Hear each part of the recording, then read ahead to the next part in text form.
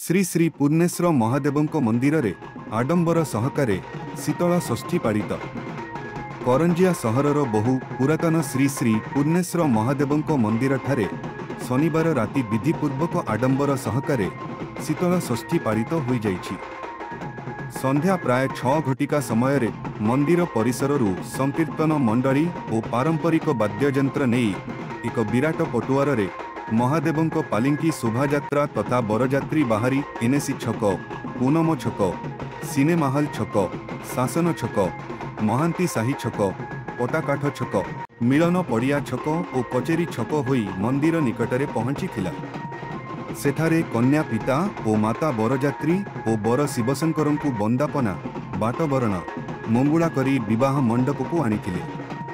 चलित वर्ष बरपिता भावे भागवत चंद्र दास, बरमाता भावे सागरिका दास, कन्या पिता भा संदीप कुमार पट्टनायक एवं कन्या माता भावे स्मृतिरेखा पट्टनायक विवाह कार्य संपादन करथिले।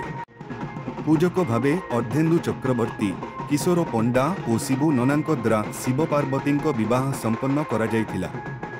पूर्णेश्वर महादेव मंदिर परिचालना कमिटी संपादक तपन कुमार साहू, सदस्य सुनील कुमार साहूंक द्वारा समस्त कार्यक्रम गुड़िक परिचालित होइथिबा बेले प्रबोध कुमार दास अधिकारी, अभिमन्यु त्रिपाठी, सर्वेश्वर मिश्र, गिरिधारी पृष्टि, मोहित नारायण दास, अरुण कुमार बेहेरा, प्रशांत कुमार मिश्र, गोपाल अग्रवाल सह बहु जनसाधारण मध्य देवदंपति विवाह कार्य जोग देइथिले।